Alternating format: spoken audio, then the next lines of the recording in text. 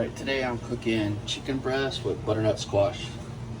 The normal way that I would do it would be with, I would use a whole chicken and I would put the butternut squash in the bottom of the pan.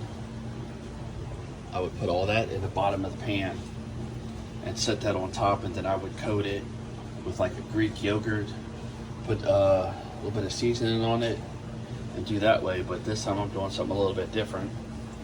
I'm putting this in there. It takes about 50 minutes to cook, ballpark, with the chicken breast. With the whole chicken, it takes about an hour and 30 minutes, ballpark.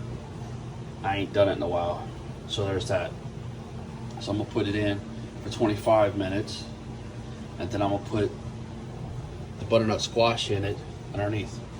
So all I'm gonna do to this is put a little bit of olive oil on the top of it, and a little bit of Italian seasoning, maybe a little bit of salt and pepper, and that's gonna be done for that. Got some Italian seasoning and a little extra garlic salt for good measure. Now it's going in the oven. All right, I took the butternut squash, lubed it up really good with olive oil. I put the same seasoning on the butternut squash as I did the chicken.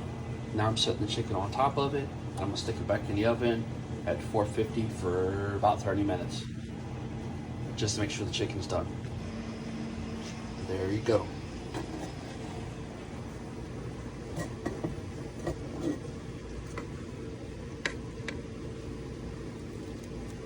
Nice and tender, nice and hot,